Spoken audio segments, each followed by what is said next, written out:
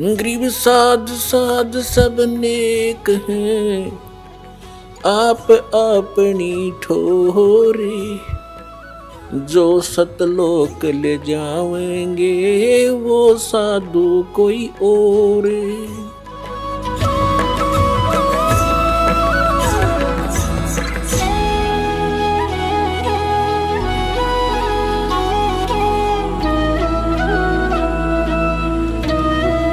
परम पिता परमात्मा पूर्ण ब्रह्म सारी सृष्टि के रचनहार कबीर परमेश्वर जी की असीम रजा से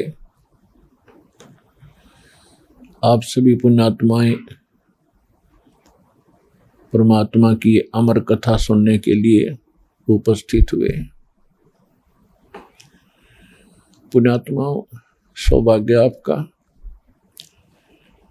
आपको ऐसे समय में मनुष्य जीवन प्राप्त है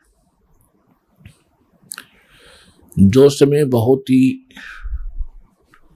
मुश्किल से सुलभ होता है। आप जी अभी अध्यात्म मार्ग से परिचित नहीं हैं। आपके शुभ संस्कार आपको यहाँ लाए हैं। अब धीरे धीरे आप इस ज्ञान से परिचित होते जाओगे। आप उस गए हुए समय को बहुत पछताओगे। सारा जीवन हमारे पूर्वज दादे परदादे इस रोजी रोटी के लिए ही पचकर मर गए। अंत में सभी कुल के कुल नाश हो गए और आज वो ना जाने किस प्राणी के शरीर में आज वो कष्ट उठा रहे होंगे।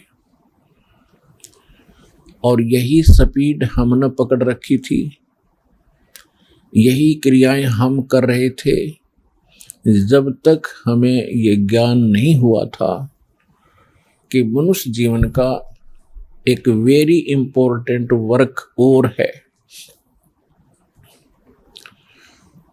और जो वेरी इंपॉर्टेंट काम था, घना जरूरी कार्य था मनुष्य जीवन का, उसको तो हम एक एक्स्ट्रा सा काम मान रखा था। 6 महीने में कभी चले गए अपने इष्ट धाम में, कोई त्योहार आया उस दिन कोई प्रसाद बना लिया और खा लिया, कभी थोड़ी बहुत कोई आरती मंत्र जैसे भी प्राप्त थे कर लिए।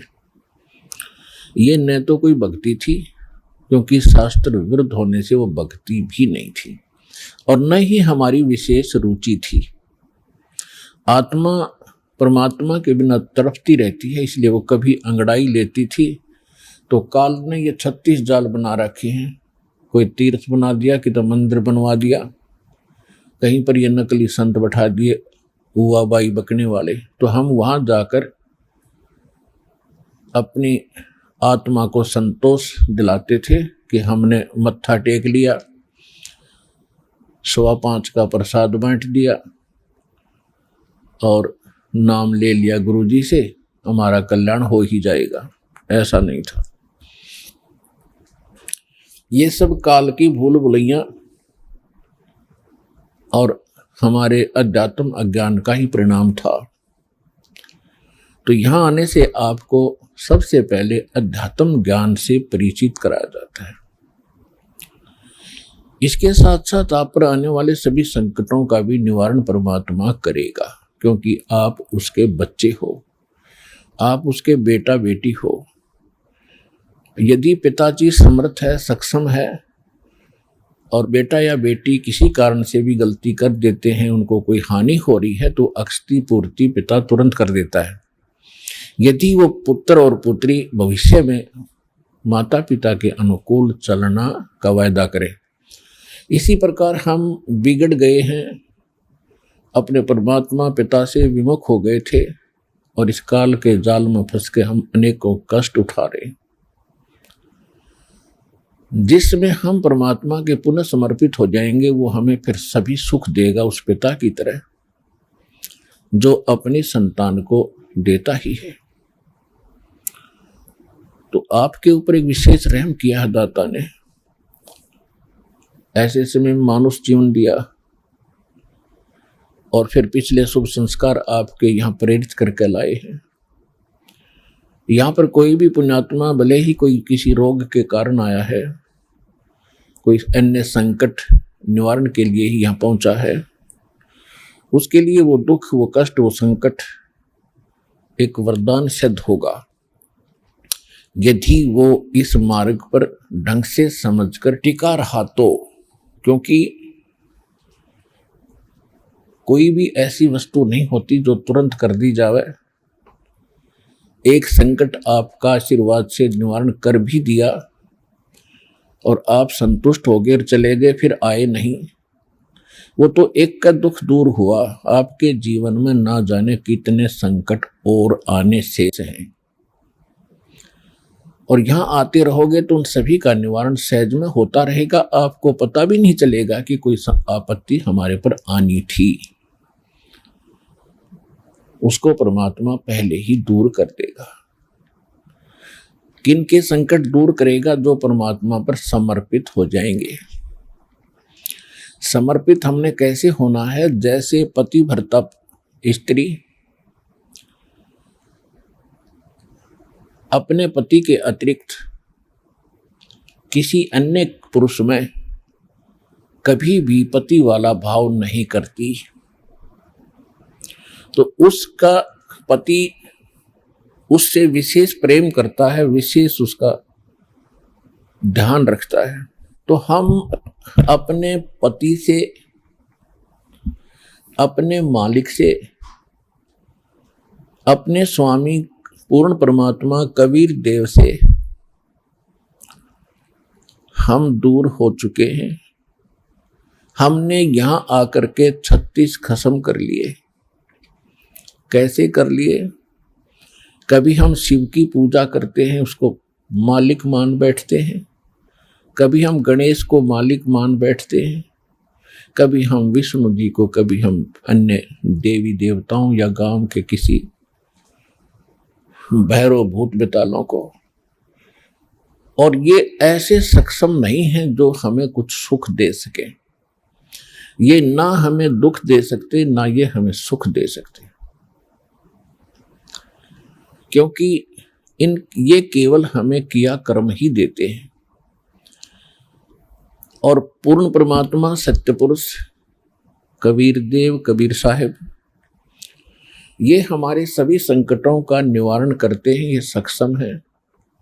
हमारे जीवन में आने वाले यानी प्रारब्ध में, किस्मत में किसी भी प्रकार का कोई संकट है, उसका ये निवारण सहज में कर देते हैं। ये कब करते हैं? जब हमारी आस्था 100% कबीर परमेश्वर में हो जाएगी और अन्य किसी भी देव से हम कोई भी वस्तु की डिमांड स्वप्न में भी नहीं करेंगे। किसी भी प्रकार का कोई संकट है तो अपने परमात्मा कबीर जी से ही हम अर्जी लगाएंगे हृदय से। कुछ समय के बाद आपका स्वभाव बन जाएगा इस ज्ञान और समाधान और इस भक्ति के कारण कि आप पर कुछ भी आपत्ति आवेगी, आप केवल हे बंदी छोड़, हे परमपिता परमात्मा कबीर साहिब, आपके मुख से यही निकलेगा। तो उस समय परमात्मा आपके साथ हो लिया। फिर उस आत्मा के जीवन सफर में कोई भी संकट, सफर के अंदर कांटे होते हैं रास्ते में, तो हमारे जीवन सफर में कोई भी कर्म, पाप कर्म रूपी कांटा होगा, तो वो परमात्मा ऐसे बुहार देगा जैसे पतिव्रता जमी पर जो जो धर है पाँव, समर्थ झाड़ू देत है ना काटा लग जावे। उस समर्थ को भूल कर हम परमात्मा से दूर होकर संसारिक लोगों से, संसारिक इन अधिकारियों से और इस 3 लोक के भगवान देवों से हम इनसे अपना संकट निवारण की इच्छा करते रहे। ये हमारी अध्यात्म ज्ञान की जो है कमी थी, त्रुटि थी। और जब हम परमात्मा से ही सब कुछ डिमांड करेंगे, इनके ऊपर समर्पित हो जाएंगे, तो परमात्मा कहते हैं जिस समय आप गर्भ के अंदर थे उस समय आपके साथ कौन था? ना माँ थी, ना पिता था, ना कोई अन्य सगा संबंधी था, अकेले आप और परमात्मा, बीच में कोई नहीं था। उस समय आप सीधी पुकार कर रहे थे, हे परमात्मा मुझे इस नरक से निकाल दे। माँ के गर्भ में बहुत पीड़ा होती है, उस पीड़ा को हम बाहर आने से भूल जाते हैं, क्योंकि त्रिगुण में माया, इन तीनों गुणों के प्रभाव से हम बहुत ज्यादा प्रभावित होकर के अचेत हो जाते हैं, वो पिछली सब शुद्ध बुद्ध समाप्त हो जाती है। और परमात्मा आप कितना साक्षी है कि अंदर माँ के पेट में आपको उसने पाला, माँ के गर्भ से बाहर आने से पहले आपकी कैसी व्यवस्था कर दी, वो कितना चिंता करता है आपकी। दांत नहीं थे तो माँ के स्तन में दूध भेज दिया, और उससे पहले एक टोपा दूध नहीं था माँ के स्तन में। जो परमात्मा इतना भविष्य की आपकी चिंता करता है, और बाहर आकर के आप स्वयं इतने इंटेलिजेंट बन गए, चतुर बन जाते हो, धनी बनने के लिए, अपनी सुरक्षा करने के लिए, अपने को सुखी बनाने के लिए लोगों को लूटते हो, रिश्वत लेते हो, चोरी करते हो, डाके मारते हो। आप भगवान के विधान को भूल गए, आपको याद नहीं है। जो परमात्मा आपकी इतनी केयर टेक करता है, इतनी देखभाल पहले से चिंतित है, तो अब कौन सा वो दूर है आपसे। आपको केवल प्रारब्ध तो मिलेगा ही मिलेगा जो आपकी किस्मत में लिखा है, उसको भी मिलेगा जो भक्ति नहीं करते। लेकिन भक्ति करने का उद्देश्य मूल यही होता है, आत्म कल्याण हो, और इस जीवन में हमारा कोई पाप कर्म हो, कोई कष्ट आना हो, उसका भी निवारण हो। तो उसका निवारण तो एक ही से हो सकता है, उस परम पिता परमात्मा पूर्ण ब्रह्म से। अन्य भगवान, अन्य ये देव वो संकट निवारण नहीं कर सकते। पाप के हमारे किस्मत में लिखे हुए कर्म को वो नहीं समाप्त कर सकते, वो भोगना ही पड़ता है। केवल कबीर देव, कबीर साहब, ये हमारे इन पाप का नाश कर सकता है, हमारे जीवन को सुखी कर सकता है। तो क्या बताते हैं, उस समर्थ की रीझ छुपाई, अब कुल कुटुंब से राता, गर्भ के अंदर बचन भरे थे, कहाँ गई वो बात। अब देखो परमात्मा फिर आकर हमें सचेत करते हैं, क्योंकि काल ने तो हमारे ऊपर पर्दा डाल दिया, बुद्धि पर पत्थर गेर दिए। माँ के गर्भ से बाहर आते ही हम सब कुछ भूल गए, नए सिरे से पढ़ाई जाती है। ये तेरा चाचा, ये तेरी चाची, ये तेरी माँ, ये तेरे पिता, मामा, ये बुआ, और कै ख ग ग ड, ये नए सिरे से पढ़ाई जाते हैं। हम इतने जो है अचेत हो जाते हैं, और परमात्मा फिर आकर हमें फिर नए सिरे से याद दिलाते हैं कि उस समर्थ की रीझ छुपाई। उस समर्थ ने आपके ऊपर प्रसन्न होकर के आपकी प्रार्थना सुनी। रीझ माने खुश होकर के आप पर जो रहम किया, वो रीझ आपके ऊपर प्रसन्न हुए। उस समर्थ की रीझ छुपाई, वो भूल गया तो उस मालिक के उस रहम को। अब कुल कुटुंब तय राता, अब भूल गया ये तेरा बेटा या कोठी या कार, ये मेरा, ऐसे वैसे सारा दिन इसी भूल भुलैया में जीवन नाश कर रहा है। और गर्भ के अंदर बचन भरे थे, कहाँ गई वो बात। अब परमात्मा याद दिलाते हैं, अब कहाँ गई वो तेरी बात जब यूं का था माँ के पेट में कि हे परमात्मा एक बार मुझे बाहर निकाल दे, कभी भी गलती नहीं करूंगा, आपकी याद गणी रखूंगा और आप पर पूरा विश्वास करूंगा। निर्वाह के लिए कार्य करते समय भी आपकी याद कभी नहीं भूलूंगा। और अब हम क्या करते हैं, केवल संसारिक इन कार्यों में सारा जीवन लगाते हैं, भगवान की याद तो कभी कोई चर्चा करता तभी आती है, ना तो स्वप्न में भी ना आती है हमारे को। तो उसके लिए क्या बताते हैं कि वो परमात्मा जब आपको मां के गर्भ में भी सुरक्षित रखता है, आपके बाहर आने से पहले आपके आहार के लिए मां के स्तन में दूध भेजता है, तो आगे आने वाले जीवन में जो तूने जैसा किया है उसमें क्या वो कमी करेगा? तो इस आधार से भी हमने उन बुराइयों से हट जाना चाहिए जो हम स्वयं धनी बनना चाहते हैं। चोर मिलावट करके, झूठ बोल के, चोरी करके हम इस तरह जो धनी बनना चाहते हैं, रिश्वत लेकर, तो ये हमारी भूल है। ये पैसा ऐसे एकत्रित किया हुआ आपके पास नहीं रहे। परमात्मा आप पर रहम करेगा और उसकी भक्ति सत्य करोगे तो जो प्रारब्ध है वो तो आपका मिलेगा मिलेगा, लेकिन उस प्रारब्ध के अंदर जो कांटे हैं कर्म के वो नहीं दुख देंगे, और फिर प्रारब्ध से अधिक भी देगा, क्योंकि परमात्मा के पास वो समर्थ है, उनके पास एक वीटो पावर है, वो केवल कबीर साहब के पास है। जैसी आपकी श्रद्धा और लगन देखेगा, विश्वास और दृढ़ता देखेंगे, तो आपको किस्मत से अधिक भी देंगे, अच्छा भी देंगे, और आपके पाप रूपी कर्मों के कांटों को भी वो पहले ही निकाल देंगे। आप तक तो आने भी नहीं देंगे वो, जब आप पर समर्पित हो जाओगे उनके ऊपर। कैसे समर्पित होंगे और फिर वो कैसे करेगा?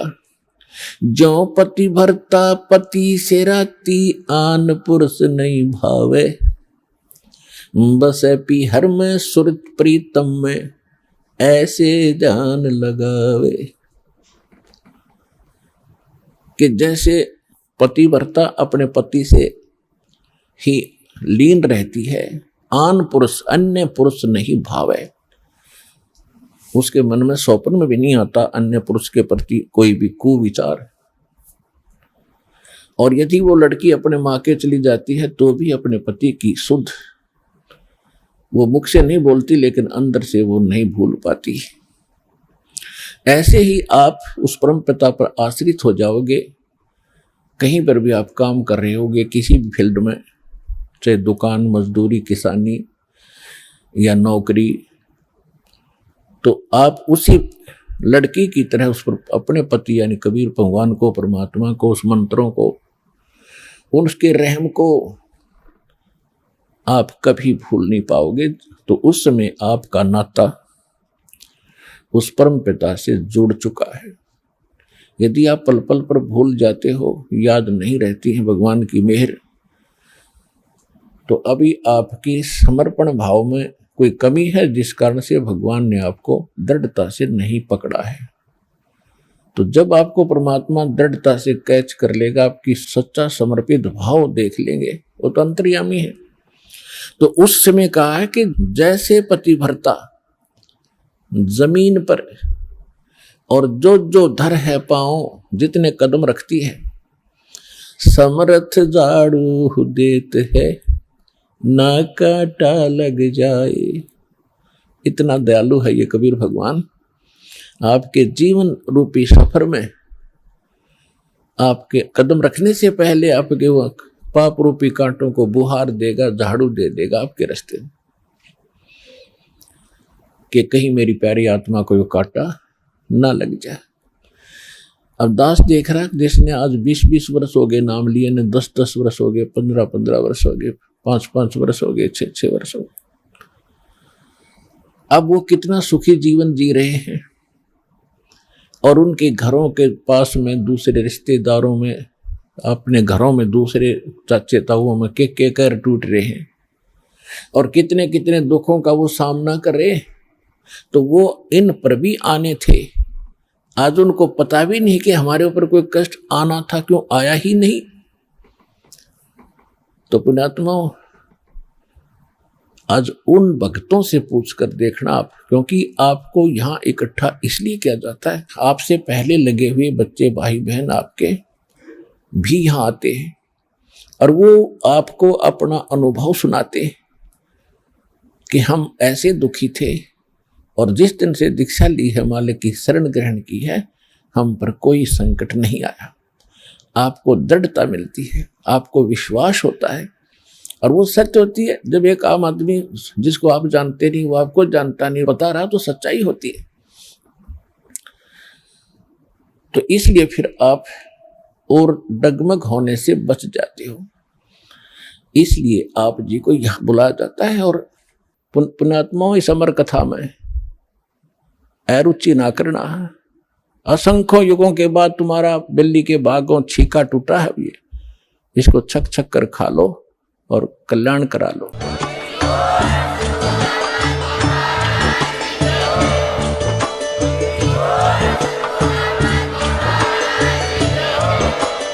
आप सुन रहे थे जगत गुरु तत्वदर्शी संत रामपाल जी महाराज जी के मंगल प्रवचन। अधिक जानकारी के लिए विजिट कीजिए हमारी वेबसाइट www.jagatgururampalji.org। संत रामपाल जी महाराज जी के शुभ आशीर्वाद से पूरे विश्व भर में 500 से भी ज्यादा नाम दीक्षा केंद्र हैं, जिन पर संत रामपाल जी महाराज जी द्वारा ऑनलाइन निशुल्क नाम दीक्षा दी जा रही है। अपने नजदीकी नाम दीक्षा केंद्र का पता करने के लिए संपर्क करें 8222880541।